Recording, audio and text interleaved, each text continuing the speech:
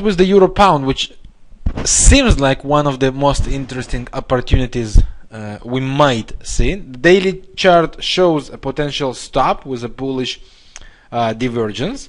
It comes from some kind of a trend line, from a very strong support, psychological 082. If you pay attention, this trend line was broken, retested, and pushing after bullish divergence. And there is a gap that was not closed. And on the 4-hour chart, if we take a look, it also comes, of course, after bullish divergence. So if there will be no surprises, and there are many news to be published today, but if there will be no surprises, euro pound might start to go and create this bullish move, and it does feel like we are going to move in some kind of channel.